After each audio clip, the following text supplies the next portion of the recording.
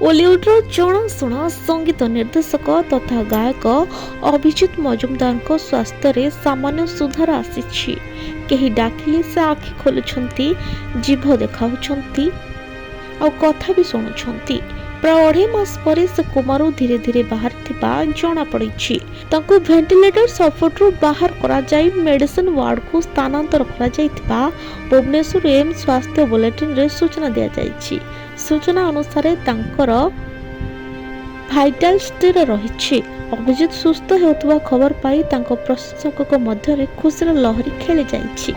उल्लेखयोग्य जे August 31 तारिख में Cuttack CDS स्थित एक घरोई हस्पिटाल भर्ती होता अभिजित अनेक दिन लिभर जनित रोग पीड़ित हो चिकित्सित हो आसुथिले।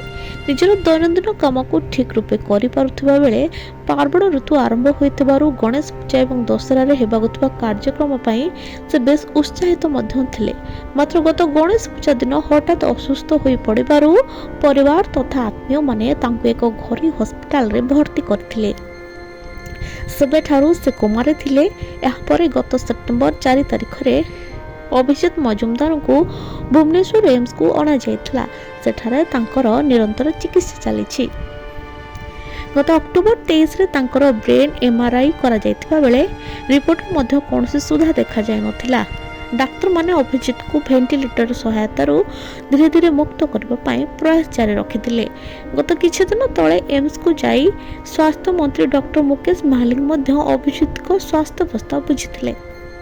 अन्यपटे परिवार लोके अभिजित को मृत्यु को नहीं गुजब न करने निवेदन करिसेंती। अभिजित मजुमदार एबे एम्स रे चिकित्सित हेउछंती। हेले गत किछि दिन हेबा तांको ब्रेन डेड घोषणा करा जायतिबा गुजब हेउची, जाहाकू एम्स कर्तृपक्ष खंडन करिसेंती।